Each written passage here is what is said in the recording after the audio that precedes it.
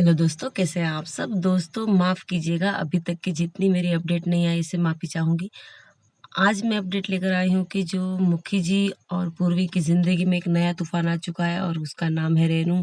क्योंकि ये रेनू जो तूफ़ान है वो साक्षी का लाया गया है, यानी कि मुखी जी की जो बहन थी छोटी, कितने सालों पहले भाग गई थी किसी नौकर के साथ। वहाँ मुखी जी की जो सामने एंट्री उसकी होती है तवाइफ के रूप में, या नाचने वाली तवाइफ होती है उसकी रूप में एंट्री होती है, और मुखी जी की हवेली में नाच रही। मुखी जी की जब नज़र पड़ती है तो मुखी जी कहते हैं कि तू तो भाग गई थी और अब तेरा ये हाल हो चुका है। वहाँ प्रकाशी देवी भी बहुत उसे लड़ती है, और जो साक्षी है वो साक्षी के लिए यहाँ आई है, साक्षी के कहने पर आई है, और पूर्वी और मुखी जी को अलग करने के लिए आई है। लेकिन वहाँ मुखी जी और पूर्वी अलग तो नहीं होंगे, लेकिन फिलहाल मुखी जी अपना जो चुनाव है उसमें पूर्वी हार चुकी है। लेकिन ये साक्षी का सब कुछ प्लान था। लेकिन दोस्तों सीरियल में ये ट्रैक चला, लेकिन बहुत गलत तरीके से चला है। क्योंकि पहले तो पूर्वी की गोद इसने उजाड़ दी साक्षी ने, और फिर उसे जो माँ होने का सम्मान भी ले लिया।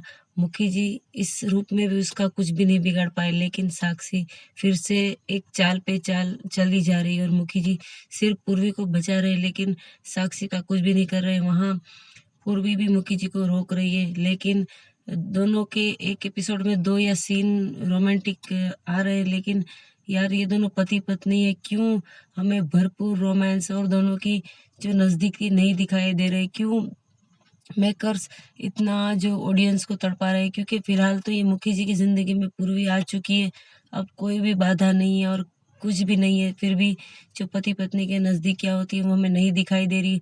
सिर्फ कुछ कुछ मोमेंट में बस रोमांस दिखा रहे हैं और कुछ ज़्यादा नहीं हो रहा है। और मुखी जी की ज़िंदगी में और पूर्वी की ज़िंदगी में इतनी समाधम एंट्रियाँ हो रही है, और ये एंट्री अचानक, क्योंकि पहले मुखी जी की जब पूर्वी शादी करके आई थी तो एक बहन थी और बहुत वेल सेटल थी और 2 बच्चे थे और हस्बैंड था, और इस तरह से अब ये अचानक कहाँ से आ गई?